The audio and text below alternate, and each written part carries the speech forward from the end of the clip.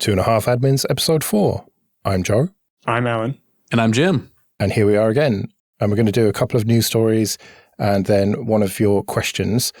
So let's start with Zoom. Now, after May the 30th, which is coming up very quickly, users are going to be essentially forced to upgrade to the new 5.0 version if they want to take part in calls. This comes after quite a lot of scrutiny of their security practices. And this is them kind of saying that, we've got all the encryption sorted now. But I get the feeling that you two might be a bit skeptical of that. What they're deploying here is AES GCM encryption, which is probably the right one to be using. And I understand why you need to upgrade the client for that. It seemed like a little short notice for the forced upgrade. Honestly, I find it kind of hard to care too much about it. Encryption is great, but, this is video data, not raw text. It's harder to mine, A, and B, and more importantly, if you're doing your super duper secret squirrel stuff, you really shouldn't be doing it, just over a generic third-party cloud infrastructure. Yeah. You should be doing your own self-hosted stuff and knowing for a fact that it's all encrypted and doesn't go anywhere that it shouldn't. Yeah, I don't know what's anybody has in a Zoom meeting that's so important or secret.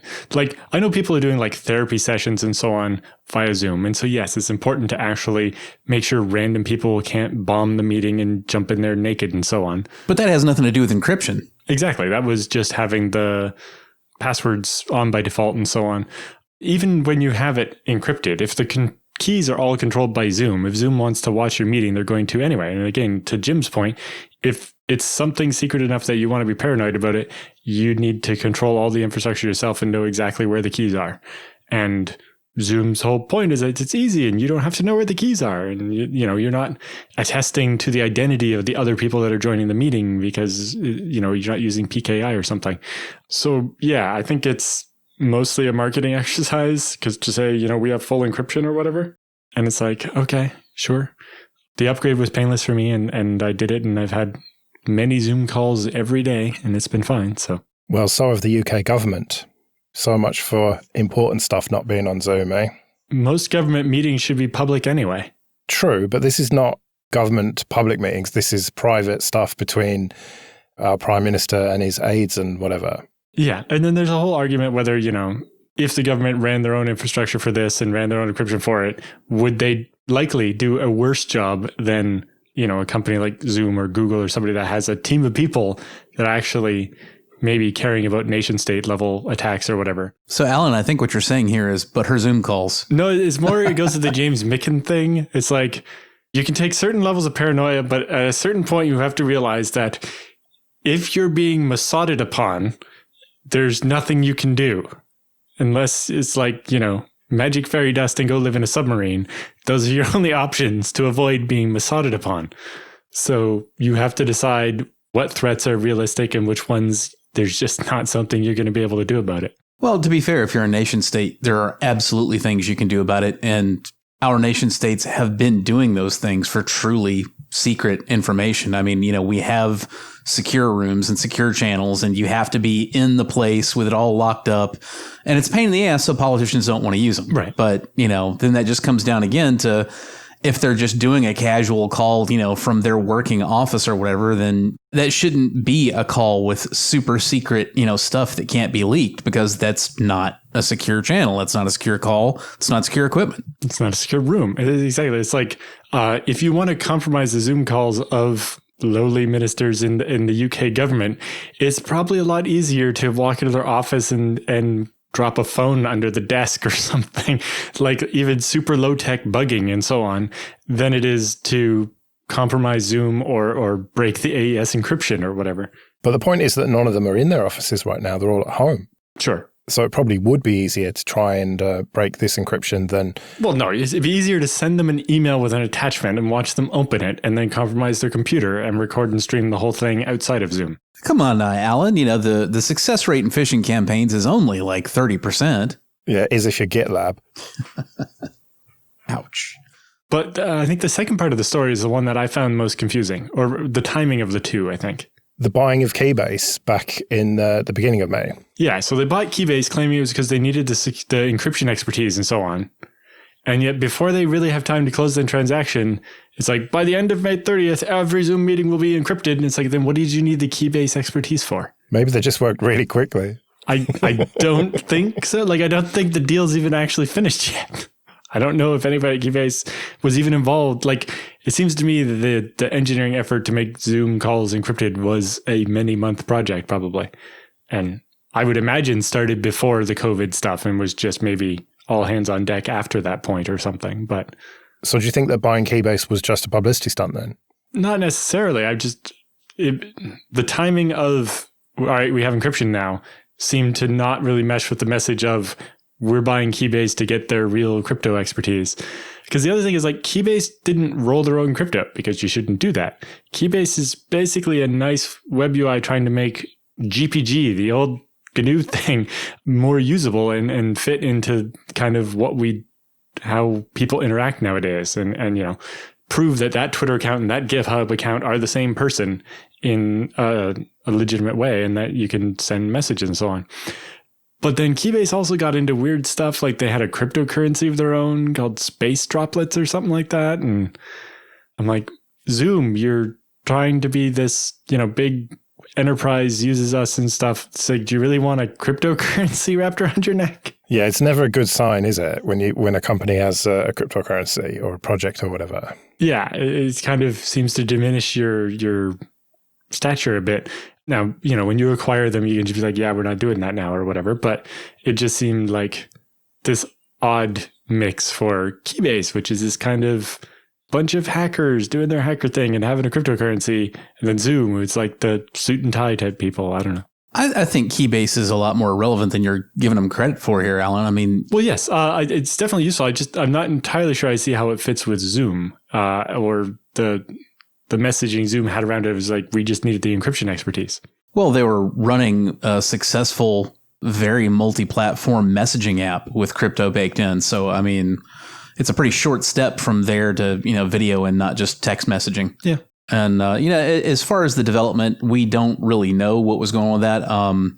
From what I understand, the Keybase folks did development for hire, under contract when they were just Keybase already. We don't really know what work they did or didn't contribute, under what guise while the other negotiations were going on. But even if it's a case of the majority of the work was already done, I think there's definitely some value in having a team that you feel confident about that's like on hand for maintenance and, as things happen with it, rather than just flailing every time something changes in the world of crypto, which happens pretty regularly. and for sure, Zoom really needed the message around it. So picking up a team of people that are already respected for their crypto knowledge really, I think, would help Zoom in this case. It probably was the right decision, although the cryptocurrency is the part that diminished Keybase a little bit for me. Because, I had the app and I used it for secure messaging, and then it started spamming me about a cryptocurrency. And I'm like, I think I'm kind of done with this platform. But, it's the one that most of the operating system, open source operating systems people use for talking about embargoed security stuff. So like, the next Heartbleed or the next Meltdown or whatever, when the OSs are coordinating so that all of the security updates for that come out at once, they use Keybase because they need something that other people won't be able to read the messages. And like you said, Keybase is this nice multi-platform. It kind of fits the model. And unlike most other encrypted messaging things, it also cares about proving that not just that the message was secret between me and you, but that you are actually the Jim Salter I mean to be talking to, which is a thing a lot of other, like Telegram encryption doesn't really help you with. Right. And that's why, I like Threema or Keybase for that kind of thing, because you're actually, having some verification of the identity of the other person, whether that's with Threema, it's scanning QR codes of each other or whatever, or Keybase, it's like, yes, they control that Twitter account and that GitHub account. That's definitely the person I mean to be talking to, which obviously makes a lot more sense in a case where, especially nowadays, it's not like I'm going to go to a conference and see the people in person and be able to do a key signing party. All right, well, let's move on.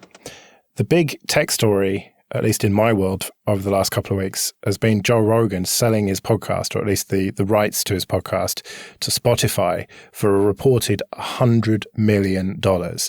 Now, I knew it was a big, popular podcast, but that is just ridiculous money. And it made me think, if it's exclusively on Spotify, which it will be by the time we get to next year, is it still a podcast? Like, if it's not got an RSS feed, isn't it just an audio show that's available on Spotify, or am I just old-fashioned? So Spotify doesn't have something like RSS? No, you need to have the client or go to their website and use their web app or whatever. That's the whole point of him moving there, is to drive people onto the platform. You might be right that it's not really a podcast anymore at that point. But at the same time, it's like, well, yeah, I'll take $100 million to do a thing over here instead of over there. Although, maybe if you compare it to some of the people that moved platforms from Twitch to, say, was it the Microsoft gaming thing that's managed to only have 3% market share and not grow compared to Facebook gaming and Twitch and what's the other one that's big? Is it Mixler? Yeah, I think Mixer or whatever basically is flatlined. Right. So the bunch of people that took piles of money to move their platform from Twitch to that, got the big payday, but in the end, if the payday was big enough, it's still worth it. But, if they can't grow an audience because the platform is full of cobwebs, then was it worth it? If you're Joe Rogan, it really doesn't matter to you. You could just start another podcast or whatever. It can also depend on the terms of the contract too. Was it this is an old MSNBC guy, Keith Olbermann or whatever, who eventually got fired or whatever, but his contract said he couldn't do another show for like 3 years after getting fired or whatever. Yeah, I think that's pretty standard, yeah. But, $100 million is enough money to convince me to move my platform to anything, right? Yeah, we'll sell out to you, Spotify. Just we'll split the 100 million between us. What do you think? Everything's for sale. I don't know if he had other motivations for it. Like, I know having some control or at least some sway on the platform you're on can give you advantages. Like, if you're a small fry on YouTube, they kind of push you around a lot and you don't really have any recourse. And even if you're one of the bigger people, like I've seen a lot of the bigger creators on YouTube are trying to start their own platform in addition to YouTube, because getting pushed around all the time by YouTube and not having anything you can do about it can be a problem. So, having some control over your platform can be very attractive to a creator. But is the platform going to be able to support your content as well as, you supporting the platform? If this is truly going to be a case of you can't get access to, his show without loading Spotify, specifically having a Spotify subscription, etc., with $100 million in his pocket, I don't guess it really matters, but I can't see how that's not going to cost him a lot of subscribers, because yeah, Spotify is popular, but there's tons of people that, they do iTunes, not Spotify, or 3 or 4 other services that I can't remember because I don't care. Spotify is not like, the YouTube of distributed audio or anything. Yeah, but they want to be, right? And the thing is, it's not that you have to pay. You can either pay or listen to ads, is my understanding. So you will still be able to get his show for free next year, but it means you'll have to listen to Spotify's ads instead of skipping the 10 minutes at the beginning of the show where he does his own ad reads. But Spotify wants to become the de facto platform for all of audio, whether it's music or podcasts or even video now, because his video version that is now on YouTube won't be anymore. There's talk that there might be some clips like there are now, but the whole show, you'll have to have Spotify to watch the video. Good luck. I do not see them taking down freaking iTunes. They can fight with like Pocket Cast or whatever all they want, but the legions of people out there with glowing fruit everything are not going to suddenly just be like, oh yeah, let's use, this third party service because it's technically superior to what I have. That's not what they do. But it kind of gets into this thing where we're getting into this fragmented ecosystem of walled gardens, whether it's Facebook being like, hey, we'll give you internet for free, but you can only use Facebook on it. Yeah. It's like, we finally got the idea of cable cutters and we got rid of the cable company and we can watch our stuff streaming on the internet, except for now, if you like 4 TV shows, each one is going to be on a different streaming platform that wants a separate subscription. And it's like, that's what I purposely switched away from the cable company to avoid, having to pay separately for each individual channel. Yeah, and it comes back to what I said at the beginning of this. If it's not an open RSS feed that I can plug into whatever application I want, whether that's on the desktop or Android or iOS, multiple apps, then it's not a podcast, I don't think. It's an exclusive Spotify show. Like, you could just call it a Spotify show at that point, which for $100 million, you can't knock the fella for doing it. But just that walled garden is not going to be good for anyone, because someone's going to try and compete with Patreon. Well, you've already got companies trying to do it and just not doing as well. And Spotify have got quite a stranglehold on the streaming music platform space, but it just seems like this is bad for podcasting in general and audio shows, whatever you want to call what we're doing right now. It seems like it's bad news for us. Yeah, it does. It seems like a bunch of the other people have this kind of right idea of you kind of need a platform that's not about capturing stuff and building a walled garden, but about just making it easy for people to access the content. The problem with that is you don't make enough money to pay for the bandwidth it costs to do all this stuff. There's a reason why YouTube was able to crush all their competitors is because turns out doing video, especially in high def, takes a lot of storage and a lot of bandwidth. And basically ad-supported is never going to make a profit at that unless you can integrate into something like Google and make money off more than just the views from it. Building a whole data analytics platform and selling profiles on the people that are watching this stuff, not just the fact that somebody saw your commercial for dish soap. I think the baller move, if Spotify really wanted to just, sew up the market, I don't think the move there would so much be, we bought this one really popular show and, now you can only get that one here. I think the better move is what Amazon has been doing, in the cable cutter video space, where now, if you want a CBS subscription or if you want a Starz subscription or several others, you don't necessarily have to go to that individual source. You can log into your Amazon Prime account and just add those on as, additional subscriptions in the one client, in the one account, and manage it all in one place.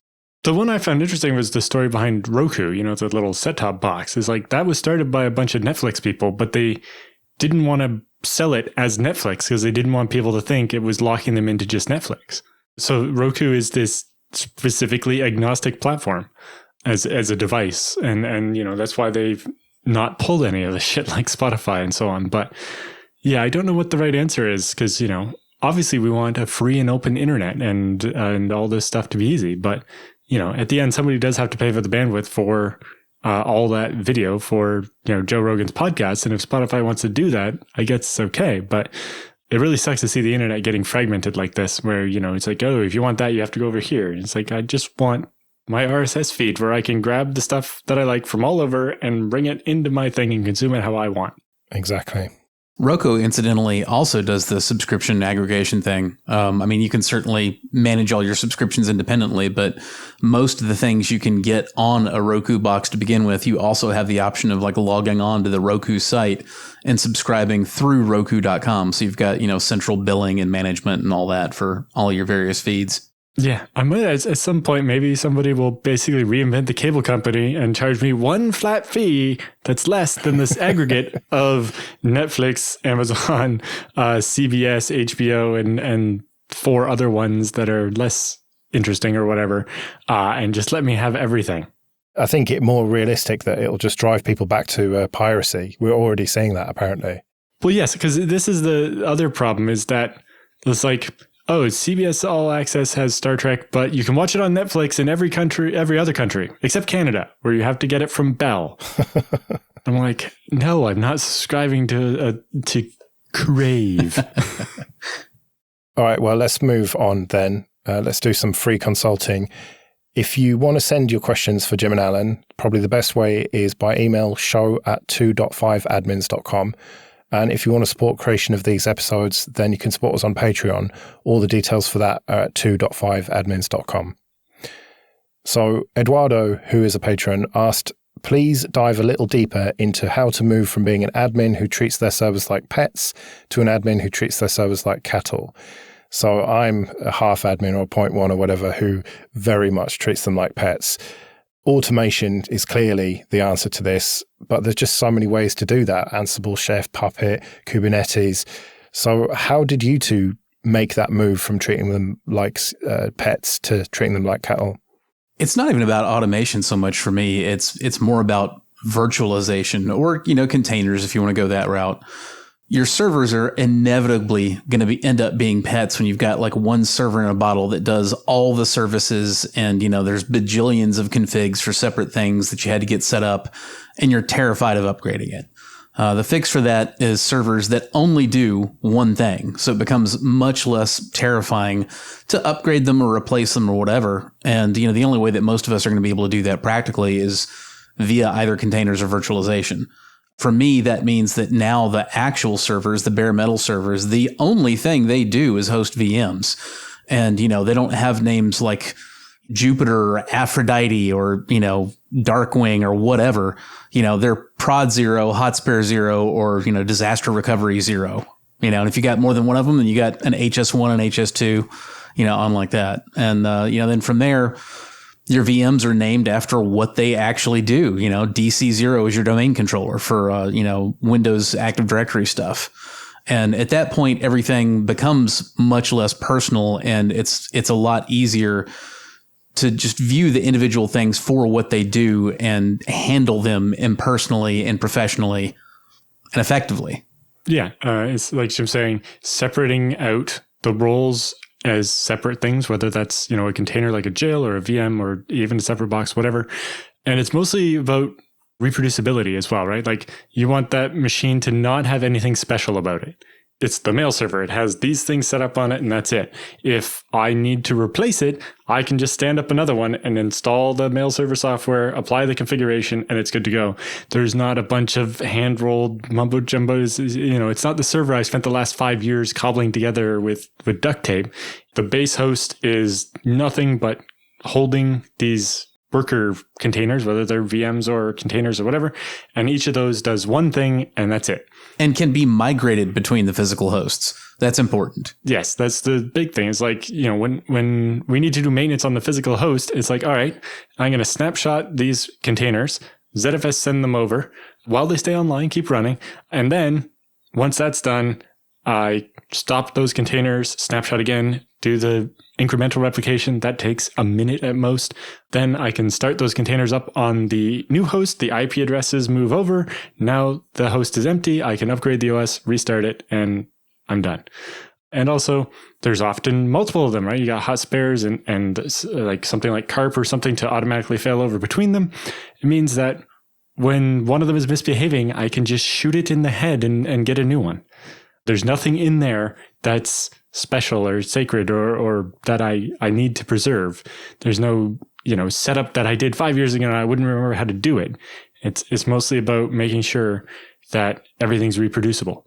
And it's something we kind of talked about in my home lab thing a couple of weeks ago, is if you want to learn how to be a sysadmin, you could do it by doing something. You set it up, but when you're done, you want to delete it, throw it away, and do it again and prove that you can do it reliably. So as you're doing it, you make documentation. Then you delete it and you use that documentation to do it again and find out what was missing in the documentation. And you keep doing that until you can reliably do it from that documentation repeatedly. And then it's ready to go. And now it's, mail server number 17, not the mail server. And so, if you need a number 18, you can just do it. And you have got to just turn your brain off when you're doing that second setup and following your docs. Do not patch any holes. No, you follow those things exactly as they're written. And, when something goes wrong, you write that down. Yes. And then, when you're done, now you can go through and you can patch up all the docs and try to make them what they ought to be. And now you get to delete it and do it all over again. Again, brain must be completely turned off until you can get through like literally nothing but reading the docs as though it was your first time seeing this entire concept. You're not done.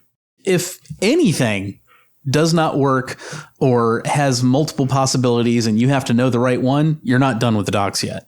Because you got to remember, especially for production stuff, when you get the call at 3 a.m. to fix this, you want those docs not to assume that your brain is engaged yet, or that the person reading the docs is going to be you.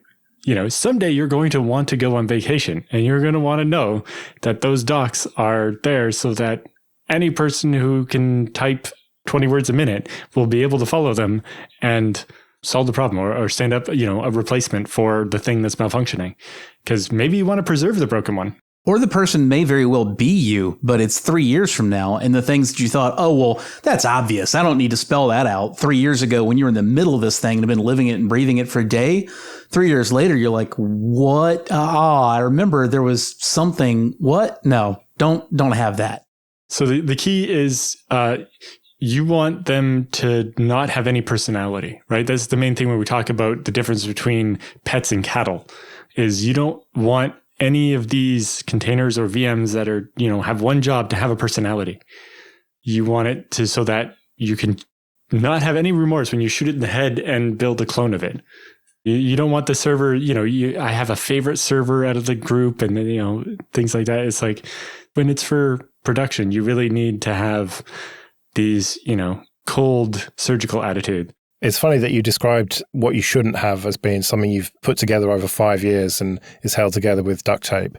I mean, that very much describes any server that I am in control of, basically. Well, yeah, it's the way that all sysadminning happened for 20 years, but we're in a different era now. Back then, it wasn't possible to have a separate machine for every different task, unless you had a infinity budget. But now with containers and so on, it's much easier to do that. And it unlocks all these abilities, like being able to just move a bunch of the load to a different machine to free up capacity, or all of the load off the machine to do maintenance, or, anything like that.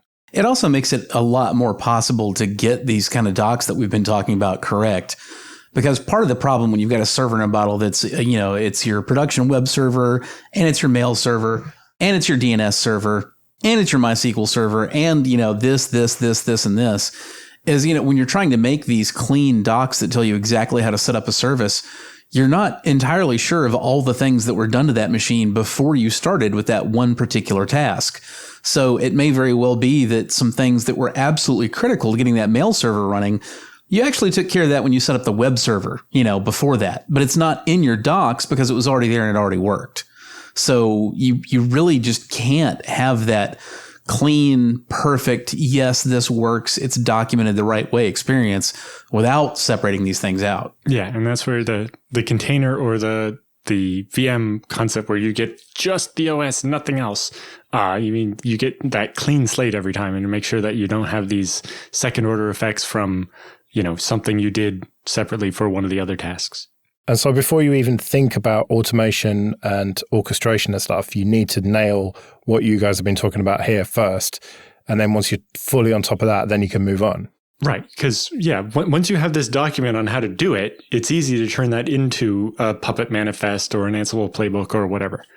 But until you know what all the steps are, you can't really automate it. Yeah. You should also consider sometimes automation is not always going to be the answer.